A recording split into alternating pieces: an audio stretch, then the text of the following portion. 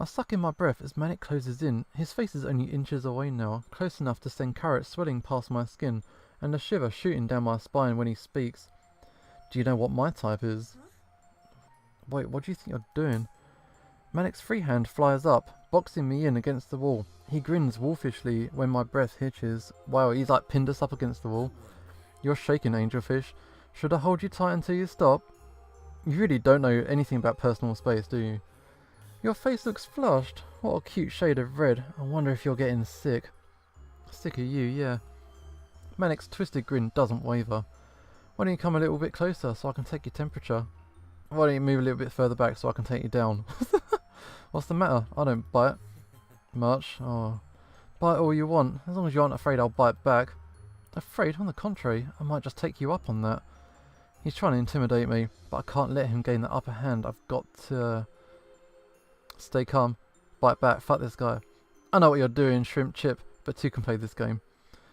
I swap out my scowl for the sweetest of smiles. I even flutter my eyelashes and giggle for good measure. Oh my Manic, you're so bold.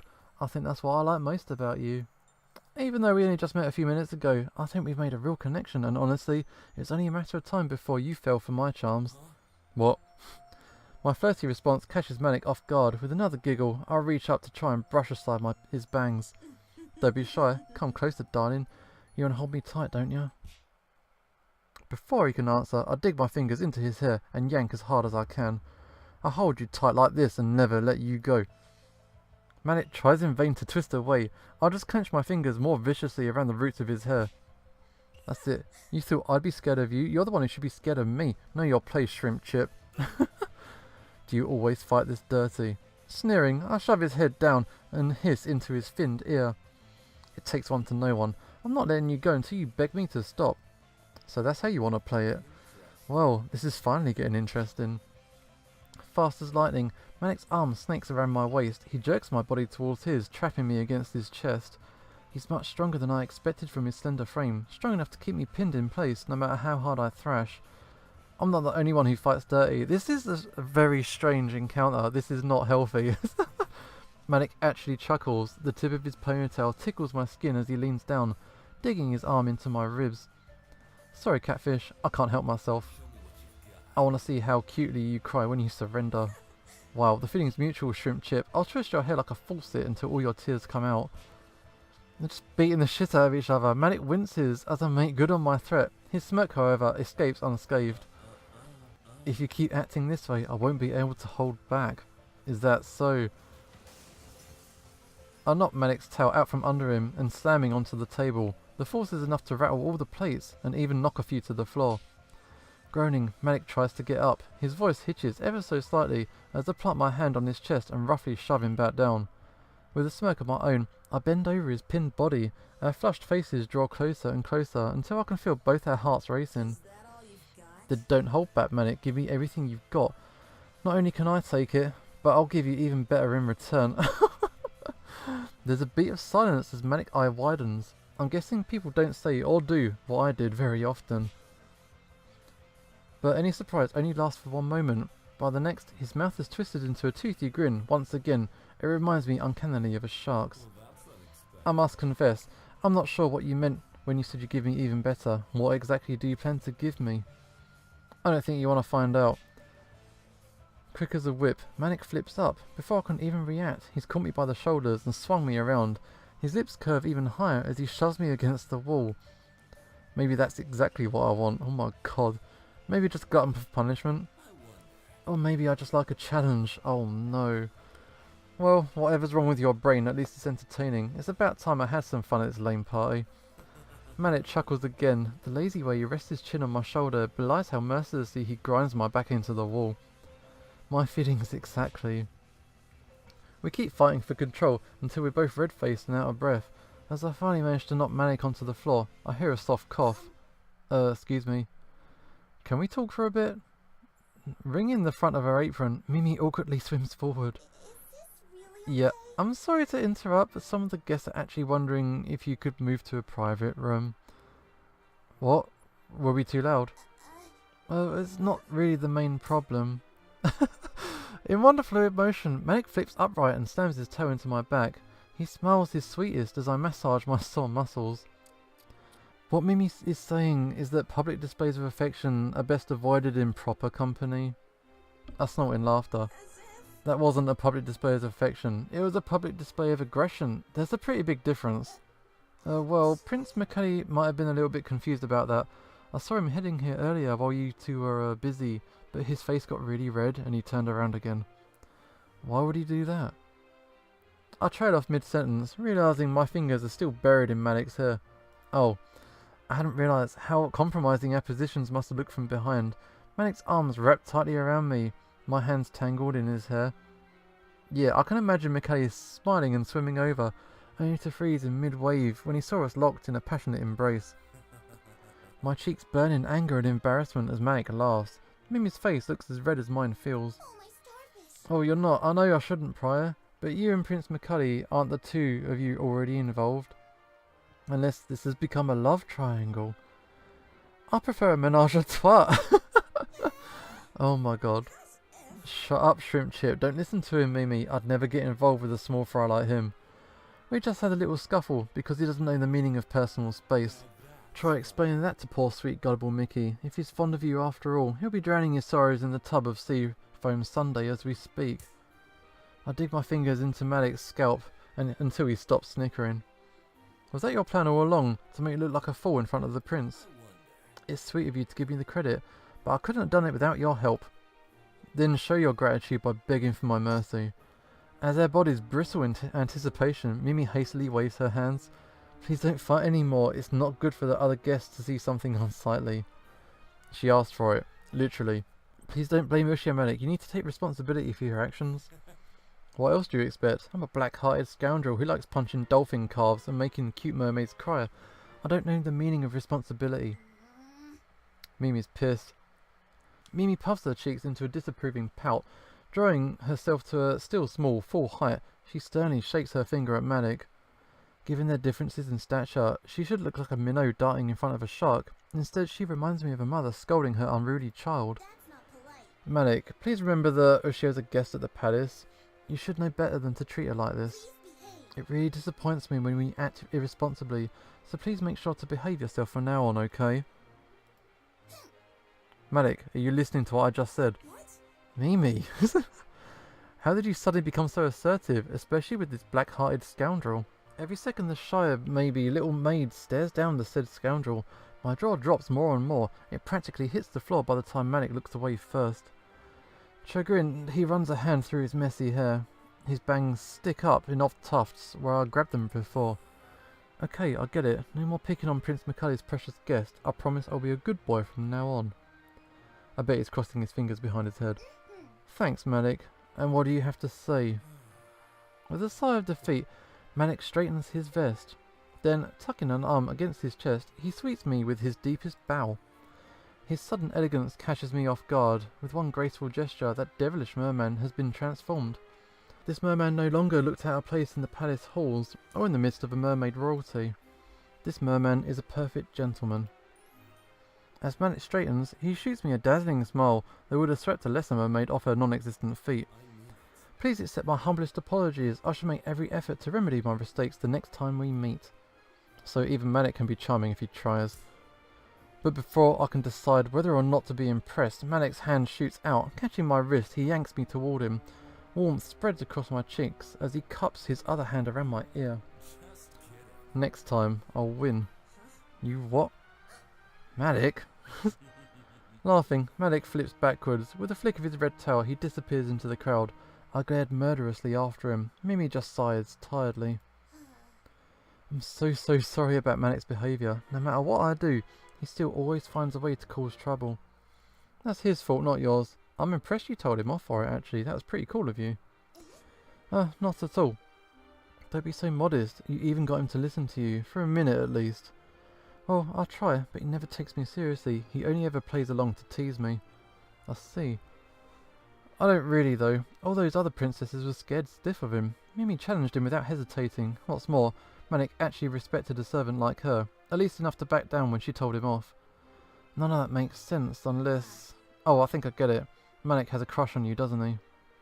I guess he goes for the sweet and shy type, Maybe that's why he gives me a hard time.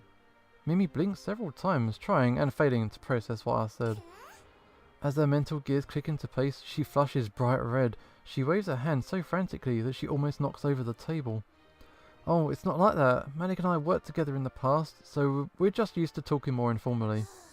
Not that he ever really listens to what I have to say anyway. So he's a servant too? He doesn't act like one. It's kind of complicated. Swallowing hard, Mimi swerves around. Sorry, I've got to get back to work. See you later. Alright, Mimi scurries off, dropping more than a few hors d'oeuvres in her haste. I scarf down my scallops as I plan my next move. Okay, that took way more out of me than I expected.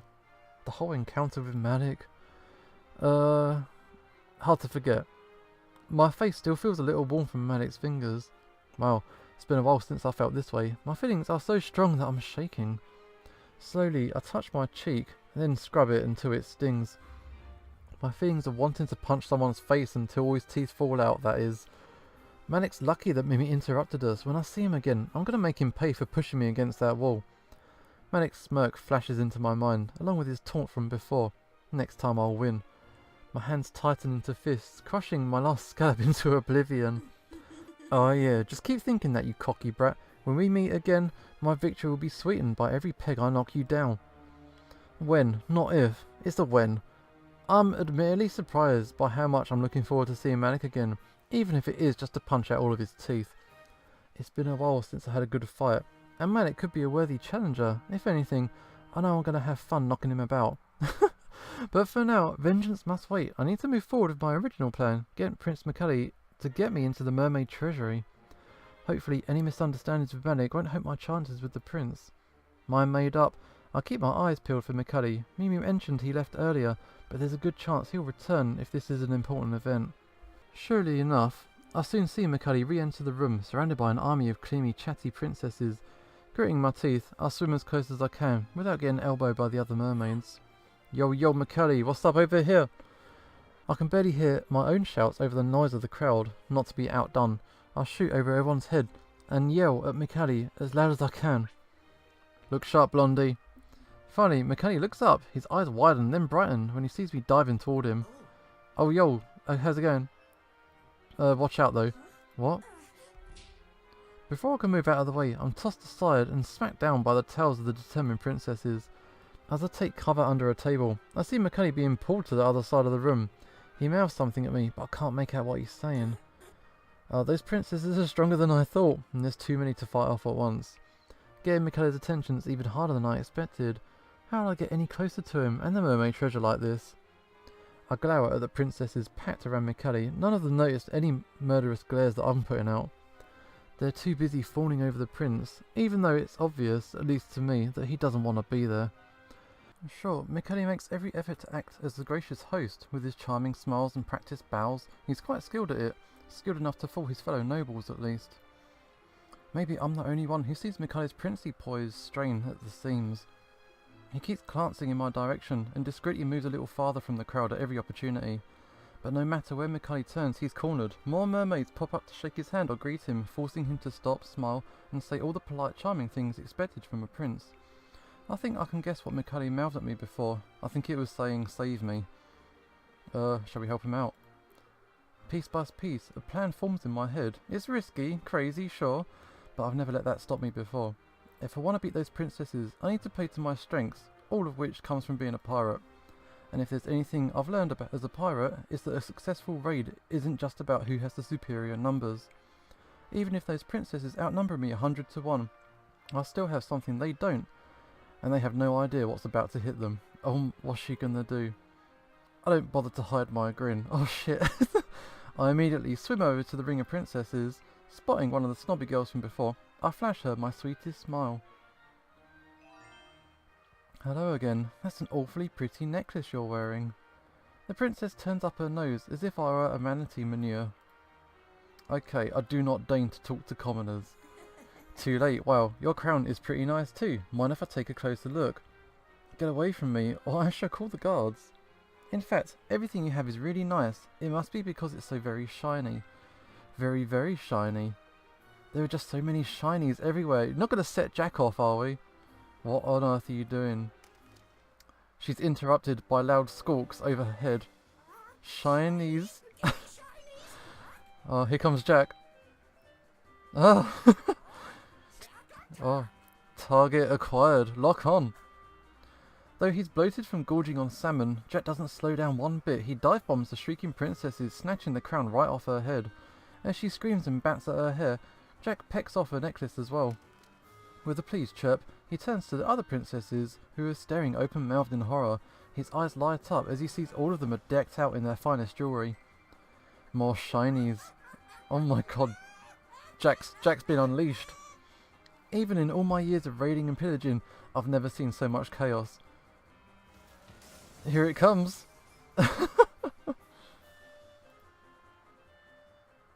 Okay, so yeah, that's a good thing? I'm not sure. Yeah, we've trashed this place totally.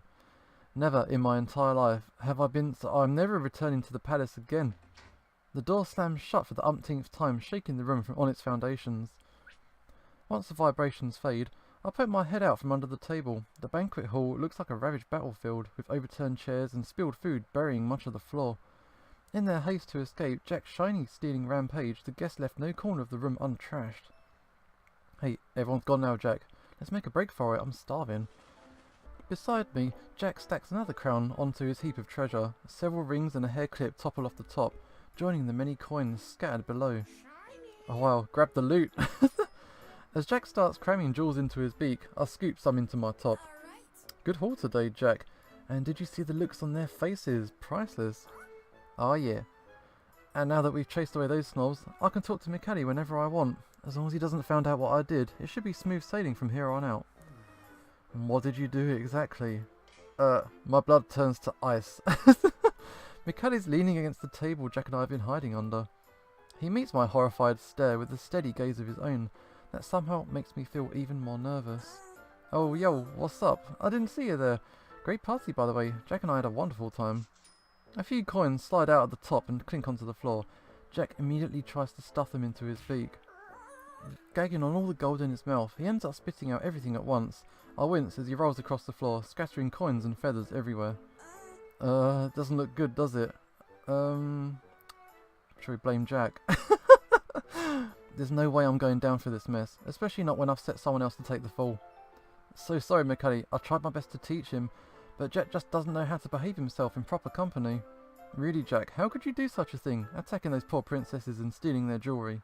And now you're stuffing your ill-gotten goods into my clothes. You've been very, very naughty.